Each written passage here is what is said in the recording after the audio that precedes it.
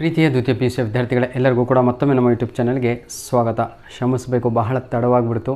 ನಿಜವಾಗಿಯೂ ನನ್ನ ಶೆಡ್ಯೂಲ್ ನಾನು ಹೇಳ್ಕೊಂಡಂಗಿಲ್ಲ. ಆದರೂ ಕೂಡ ನನ್ನ ಮಕ್ಕಳು ನಾಳೆನೇ ಎಕ್ಸಾಮ್ ಬರೆಯೋದು ಅಂದ್ಬಿಟ್ಟು ಮ್ಯಾಥಮೆಟಿಕ್ಸನ್ನು ನಿಲ್ಲಿಸ್ಬಿಟ್ಟು ನಮ್ಮ ಏನಂತಾರೆ ಅಕೌಂಟೆನ್ಸಿಯ ಒಂದು ಟಾರ್ಗೆಟನ್ನು ಮಾಡಿದ್ದೇವೆ.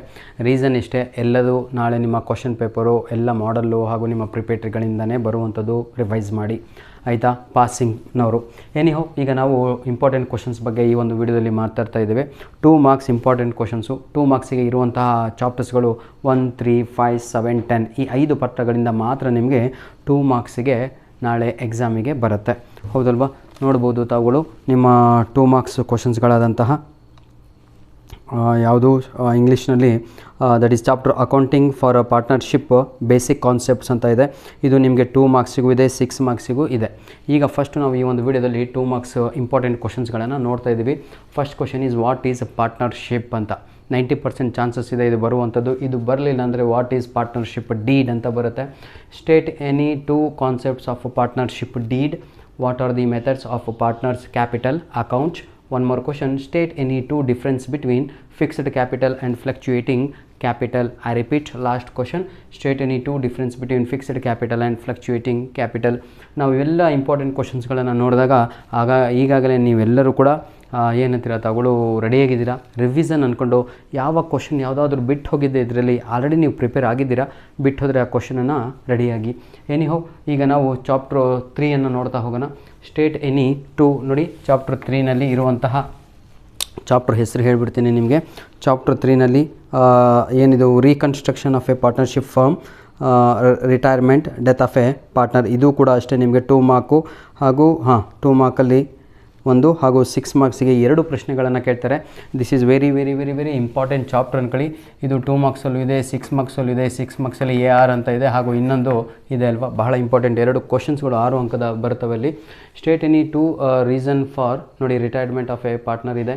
What is gain ratio, what is revaluation, ಏನಿದು account, general entries related question ಅಂತ. ಈ 9 ಜನರಲ್ ಎಂಟ್ರೀಸ್ಗಳಿದ್ದಾವೆ. ಇದನ್ನು ಪಕ್ಕಾದವರು 2 ಮಾರ್ಕ್ಸಿಗೆ ಬಿಟ್ಟು ಇನ್ನೊಂದು ನಾನು ಹೇಳುತ್ತಿರುವಂಥದ್ದು, ಆಯಿತಾ? ಈ 6 ಅಂಕಕ್ಕೆ ಫಿಕ್ಸ್ ಕ್ವಶನ್ಸು 9ಕ್ಕೆ 9 ರೆಡಿಯಾಗಿ. ಅದು 9 ಬರಲಿಲ್ಲ ಅಂದರೆ ಅಲ್ಲಿ ಏನಿದೆಯೋ ಅದನ್ನೇ ಬರೆದ್ರೂ ಕೂಡ ಆ 9 ಜನರಲ್ ಎಂಟ್ರಿನಲ್ಲಿ ನಿಮಗೆ ಅಟ್ಲೀಸ್ಟ್ ಒಂದು 5 ಮಾರ್ಕ್ಸ್ ಕೊಡ್ತಾರೆ.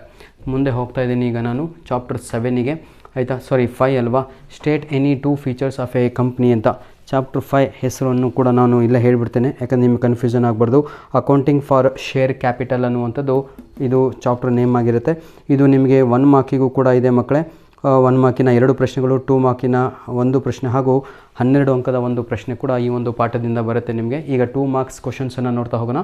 State 2 features of A company ಅಂತ ಇದೆ. What is for feature of shares ಅಂತ ಇದೆ. 1 more is what is over subscription. Last one, name any 2 categories of share capital. Clear? ಸಾಕು ಅನಿಸುತ್ತೆ. ಚಾಪ್ಟರ್ 7 ಕೂಡ ಇದೆ. ಒಂದೇ ಕ್ವಶನಲ್ಲಿ 4 ಕ್ವಶನ್ಸ್ಗಳನ್ನು 3 ಕ್ವಶನ್ಸನ್ನು ಬರೆದಿದ್ದೀನಿ, ನೋಡ್ಬೋದು. Chapter 7 give the meaning of financial statement 1 question ಆಯಿತು. Name any 2 types of financial statement 2 ಆಯಿತು, ಆಯಿತಾ? ನೋಡಿ, write the objectives of financial statements 3 ಕ್ವಶನನ್ನು ಕೂಡ ಹೇಳಿದ್ದೇನೆ. ಫೈನಾನ್ಷಿಯಲಿಗೆ ಸ್ಟೇಟ್ಮೆಂಟಿಗೆ ಸಂಬಂಧಪಟ್ಟಂತಹ ಆಬ್ಜೆಕ್ಟಿವ್ಸನ್ನು ಕಲೀರಿ. ಎನಿ 2 ಆಬ್ಜೆಕ್ಟಿವ್ಸ್ ಅಂತ ಕೇಳ್ತಾನೆ, ಈಸಿಯಾಗಿ ಬರೀಬೋದು. ಟೈಪ್ಸ್ ಆಫ್ ಫೈನಾನ್ಷಿಯಲ್ ಸ್ಟೇಟ್ಮೆಂಟ್ಸನ್ನು ಕೇಳ್ತಾನೆ, ಮೀನಿಂಗ್ ಆಫ್ ಫೈನಾನ್ಷಿಯಲ್ ಸ್ಟೇಟ್ಮೆಂಟನ್ನು ಕೇಳ್ತಾನೆ. 3ರಲ್ಲಿ 1 ಕ್ವಶನ್ನು. ಸ್ಟೇಟ್ ಎನಿ 2 ಪಾಸ್ಟುಲೇಟ್ಸ್ ಅಂತ. ಲಾಸ್ಟ್ ಚಾಪ್ಟರ್, ಆಯಿತಾ? ಚಾಪ್ಟರ್ 1 ಆಯಿತು, 3 ಆಯಿತು, 5 ಆಯಿತು, 7 ಆಯಿತು. 2 ಮಾರ್ಕಿನ ಇಂಪಾರ್ಟೆಂಟ್ ಕ್ವಶನ್ಸ್ ಅಂತ ಕೇಳ್ತಾ ಇದ್ರಲ್ವ, ಹಾಗಾಗಿ what is cash flow statement ಅಂತ ಇದೆ. 1 more, state any 2 users R the objectives of cash flow statement. Third question, mention any 2 activities which are classified as AS3 ಅಂತ. Last one, right any 2 examples for financing activities ಅಂತ. Clear? ನೋಡಿ ವಿದ್ಯಾರ್ಥಿಗಳೇ, ಈಗಾಗಲೇ ನೀವು ಎಲ್ಲ model question paper 1, 2, 3 ಎಲ್ಲ revise ಮಾಡಿದ್ದೀರಾ. ಹಾಗೂ ಮಾಡಿಲ್ಲ ಅಂದರೆ ದಯವಿಟ್ಟು ಎಲ್ಲ ಕೆಲಸ ಬಿಟ್ಟು ಇಂಥ ವಿಡಿಯೋ ನೋಡೋದನ್ನು ಬಿಟ್ಟು ನಾನು ಫೇಲ್ ಆಗ್ತೀನಿ ಅಂತ ಈಗಲೂ ಅನ್ನಿಸ್ತಾ ಇದ್ದರೆ, ಓವರಾಗಿ ಹೇಳ್ತಾ ಇದ್ದೀನಿ, ಡೈರೆಕ್ಟ್ ಶೂಟಲ್ಲೇ ಫೇಲ್ ಆಗ್ತೀನಿ ಅಂತ ನಿಮಗೆಲ್ಲಾದರೂ ಹೆದರಿಕೆ ಇದ್ದರೆ ಯಾವ ವಿಡಿಯೋ ನೋಡಬೇಡಿ, ಯಾರೂ ಮಾತಾಡಿಸ್ಬೇಡಿ. 3 ಮಾಡೆಲ್ ಕ್ವಶನ್ ಪೇಪರ್ ಈಗಲೂ ಸಮಯ ಇದೆ ಮಕ್ಕಳೇ. ಪ್ರಿಂಟ್ ತಗೊಂಬಂದು ನೀಟಾಗಿ ಕೂತ್ಕೊಂಡು 3 ಮಾಡಲ್ ಕ್ವಶನ್ ಪೇಪರ್ ಕೀ ಆನ್ಸರನ್ನು ಇದೇ ವಿಡಿಯೋದ ಡಿಸ್ಕ್ರಿಪ್ಷನ್ ಬಾಕ್ಸಲ್ಲಿ ಕೊಟ್ಟಿರ್ತೇನೆ.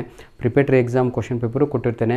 3 ಇಂಪಾರ್ಟೆಂಟ್ ಕ್ವಶನ್ ಪೇಪರು ಕೂಡ ಕೊಟ್ಟಿರ್ತೇನೆ. ಅದು ರ್ಯಾಂಕ್ ಸ್ಟೂಡೆಂಟ್ಸಿಗೆ ಆಯಿತು.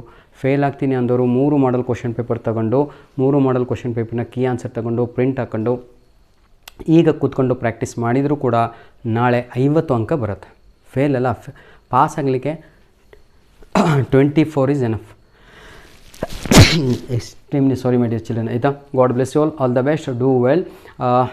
ಇನ್ನೂ 1 ಗಂಟೆ ಬಿಟ್ಟು ಮತ್ತೆ ನಿಮಗೆ 6 ಅಂಕದ ಪ್ರಶ್ನೆಗಳು ಹಾಗೂ 12 ಮಾರ್ಕ್ಸ್ ಕ್ವಶನ್ಸು ಕೂಡ I will try my level best to upload. ಆಯಿತಾ. God bless you all, do revision. ಇದಕ್ಕಿಂತ ಬಹಳ ಇಂಪಾರ್ಟೆಂಟ್ ಆಗಿರುವಂಥದ್ದು ಎಲ್ಲ ನಿಮ್ಮ ಮಾಡಲ್ ಕ್ವಶನ್ ಪೇಪರು ಹಾಗೂ ಪ್ರಿಪೇಟರಿ ಎಕ್ಸಾಮ್ ಕ್ವಶನ್ ಪೇಪರ್. ಧನ್ಯವಾದಗಳು.